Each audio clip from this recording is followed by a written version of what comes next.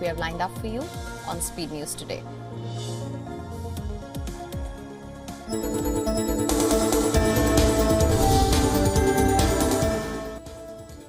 Yemen's Houthi rebels have claimed responsibility for a military operation using drones in the Israeli port city of Eilat. The rebel group also attacked a cargo vessel in the Red Sea. The Iran-backed group has said that these attacks are to create a pressure point over Israel to stop the war in Gaza. Outing the details about the twin attacks, the group's military spokesperson, Yahya Saree, has said that the attack on the Liberia-flagged vessel came after it rejected 3 warning calls. The crew of the vessel, which was taking a journey from the Abdullah port in Saudi Arabia to Karachi port, are reported safe. The company is carrying out internal assessments over the aggression and have flagged it to US-led naval coalition in the Red Sea.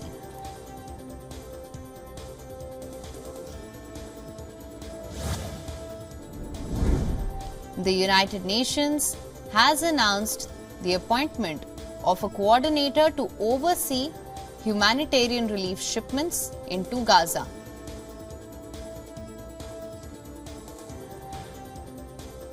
The former Deputy Prime Minister of the Netherlands has been appointed the Senior Humanitarian and Reconstruction Coordinator for Gaza and will start the role from the 8th of January.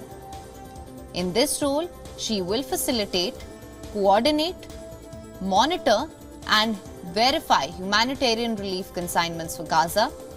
This comes as Israel had allowed a small amount of aid to pass through Gaza after pressure from Washington.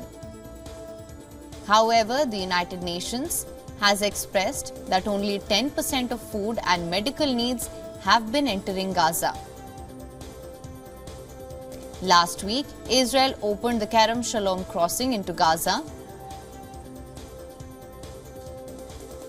but an Israeli strike on the Palestinian side of the crossing halted aid pickups.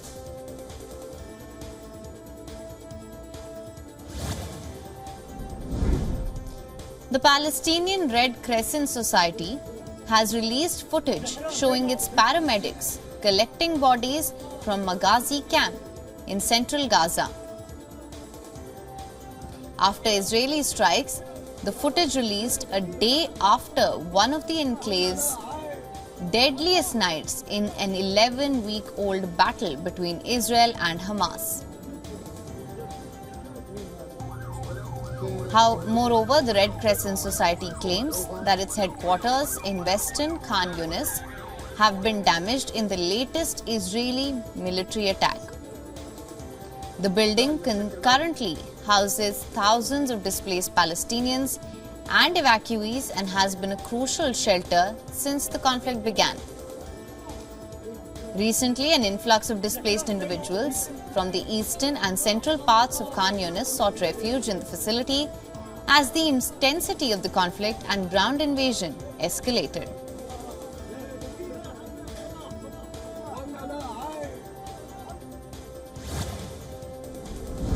A senior Hamas official has accused the United States of hypocrisy in its support for Israel's offensive, while also warning of bombing campaigns that kill Palestinian civilians. Speaking from Beirut, Osama Hamdan said several countries had contacted the group in an attempt to broker hostage negotiations. Hamdan added that the Biden administration has quietly continued to supply arms to Israel. However, last week, President Joe Biden publicly acknowledged that Israel was losing international legitimacy for what he called its indiscriminate bombing.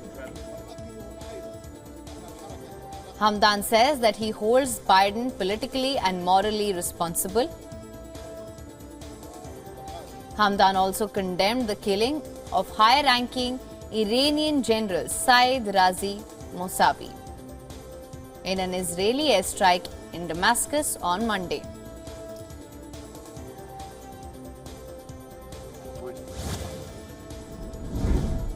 Turkey says that it has hit around 50 targets used by Kurdish militants in Syria.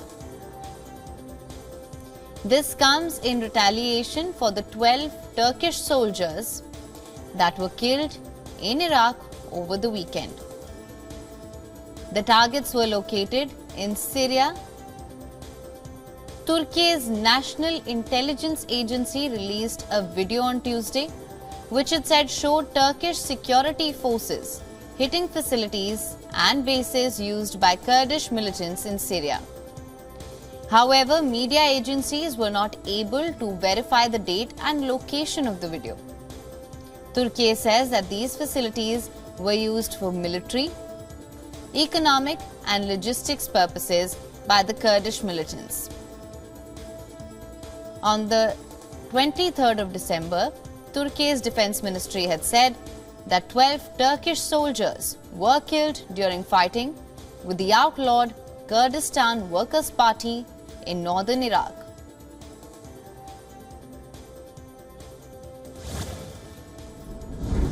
A day after receiving a call about a blast near the Israeli embassy in New Delhi, police have now zeroed in on 2 suspects after examining the CCTV footage. This comes as Israel has now issued a travel warning for its citizens in India, suspecting that an explosion near the embassy was a possible terror attack. Israeli nationals have been warned to try to avoid going to crowded places like malls and markets and places identified as serving Westerners and Jews. They have also been urged to stay on alert in public places. According to the Israeli Foreign Ministry, there were no casualties in the explosion. The incident is under investigation by the local authorities. A national investigation agency team has also examined the site.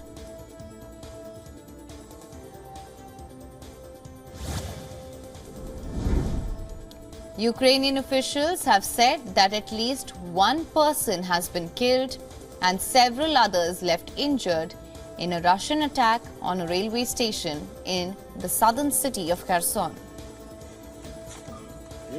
Kyiv's interior minister says that the Russian shelling struck the station when about 140 people were preparing for an evacuation. Ukraine's railway authority has said that the infrastructure suffered substantial damage, but the situation is under control. Kherson was captured by Russian forces after it first invaded Ukraine in February last year. However, they were pushed back by Ukraine's counteroffensive in November.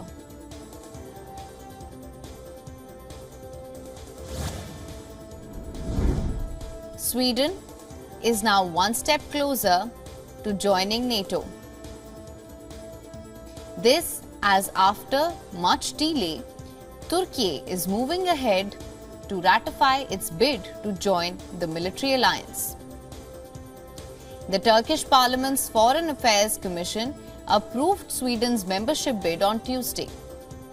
The vote in the key committee now paves the way for a vote by the full parliament, where Erdogan's ruling alliance holds the majority of seats. Sweden's bid to join NATO has been repeatedly blocked by Turkey since it decided to join the alliance last year in the wake of Russia's invasion in Ukraine. Along with Sweden, neighboring Finland also announced its bid, which was ratified by Turkey in April this year after much delay as well.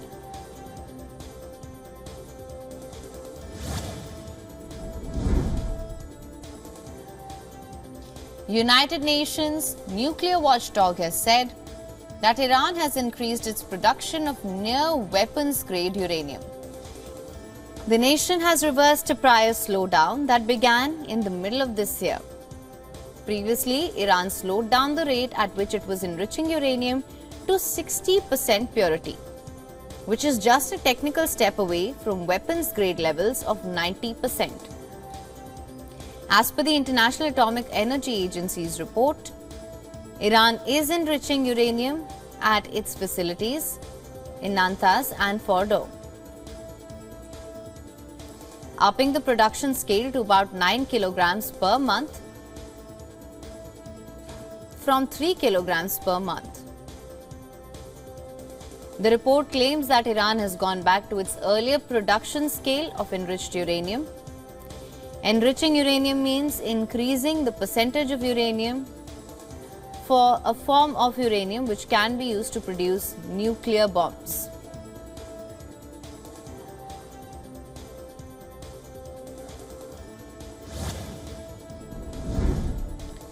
Authorities in Gujarat have now taken action to address a suspected illegal immigration network that involved agents in relation to the passenger plane that recently returned from France.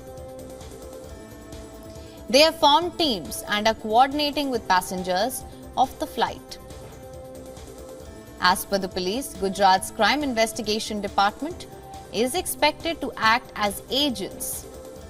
They had reportedly given the victims false hope that they will be helped to enter the United States and other nations illegally. Now, CID has formed 4 teams to unearth information from these victims about these agents and also the promises they made.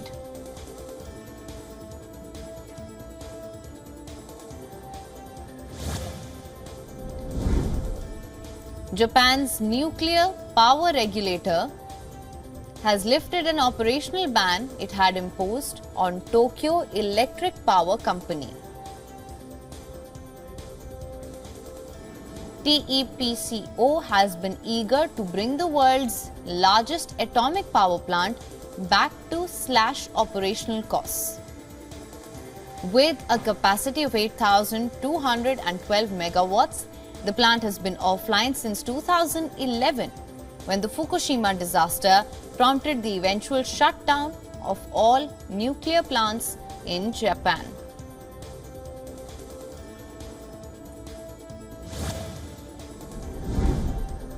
India sees single-day rise of 529 COVID cases nationwide. The number of daily cases dropped to double digits till the 5th of December. But infections have again gone up after the emergence of a new variant and cold weather conditions. The variant JN1 remains a cause of concern after the World Health Organization termed it a full-spectrum disease. A total of 109 JN COVID variant cases have been reported in the country till the 26th of December. 36 cases from Gujarat, 34 from Karnataka, 14 from Goa, 9 from Maharashtra, 6 from Kerala, 4 from Rajasthan, 4 from Tamil Nadu and 2 from Telangana.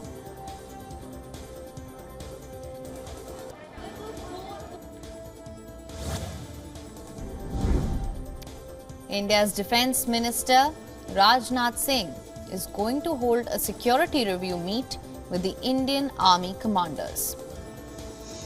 Singh, along with Chief of Army Staff General Manoj Pandey, arrived in Jammu to hold the review meet with Army commanders in Poonch. This comes in the wake of the terror attack that left 4 Army Jawans dead last week.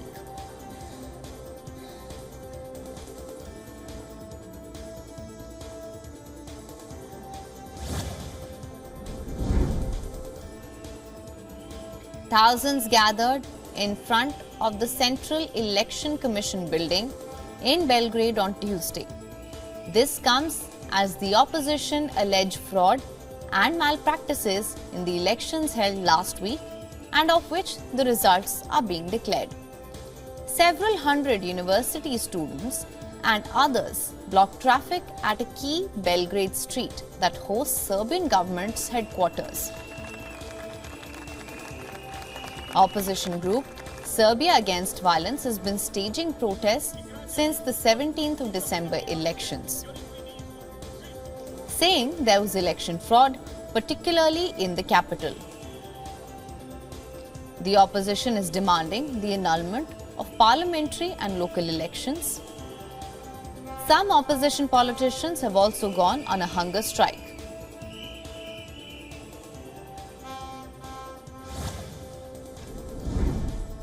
Migrants in the south of Mexico are making their way through the state of Chiapas after setting off a US-bound caravan.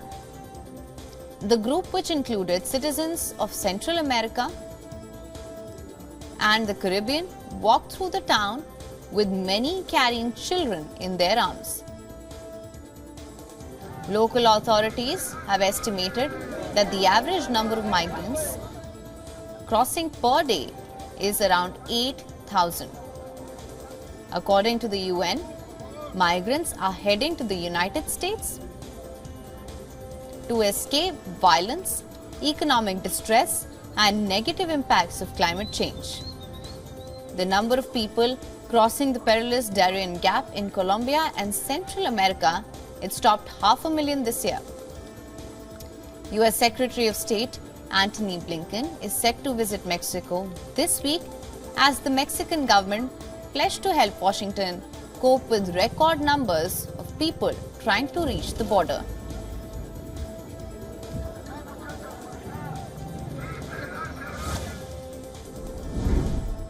Following the deadly skirmish between farmers and herders in central Nigerian state of Plateau, President Bola Tinubu has described the attacks as primitive and cruel and directed the police to track down those responsible.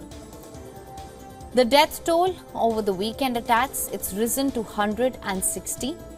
The attack has been described as the bloodiest violence since 2018, when more than 200 people were killed in Nigeria's central region, where clashes between herders and farmers are common. Plateau State Governor called the violence unprovoked, and police said several houses, cars and motorcycles were burnt.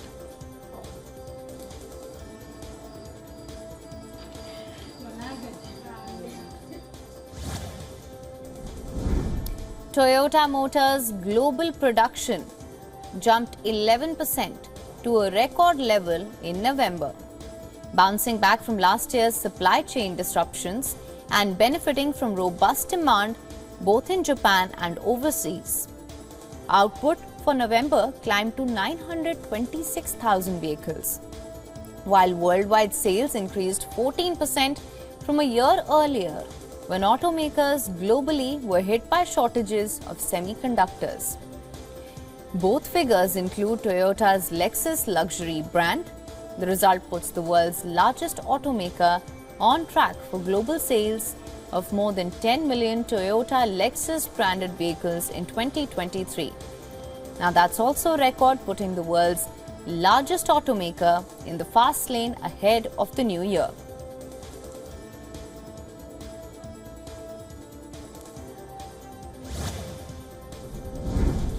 China's November industrial profits posted double-digit gains as overall manufacturing improved.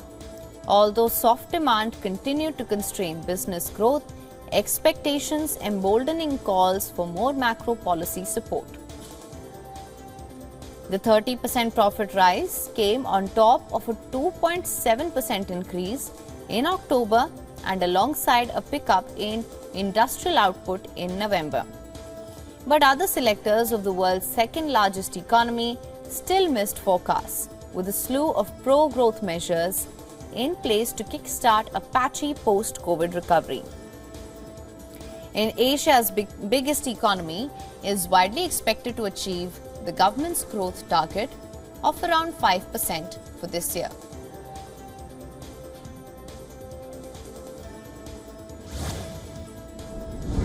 The United States has finalized contracts to purchase 3 million barrels of oil to help replenish the strategic petroleum reserve after the largest sale in history last year.